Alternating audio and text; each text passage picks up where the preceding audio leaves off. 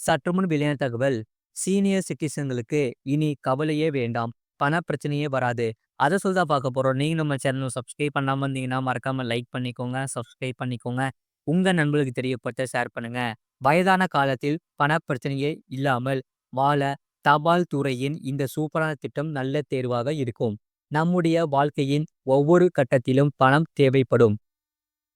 இந்தியாவின் மூத்த குடிமக்களுக்கு இந்திய தபால் துறையால் செயல்படுத்தப்பட்டு வரும் மூத்த குடிமக்கள் சேமிப்பு திட்டம் மிகவும் பிரபலமானது.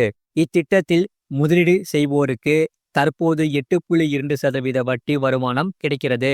மற்ற அரசு திட்டங்களை ஒப்பிடும்போது இது அதிக வட்டி விகிதத்தை வழங்கும் திட்டமாகும். இதில் அதிகபட்சமாக ரூபாய் 30 லட்சம் முதலீடு செய்தால் ஆண்டுக்கு சுமார் 2,46,000 வட்டி கிடைக்கும்.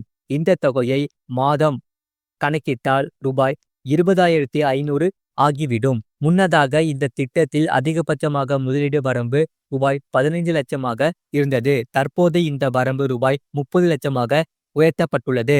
முழு வீடியோ லிங்க் கீழே இருக்கு. அதை கிளிக் பண்ணி பாருங்க.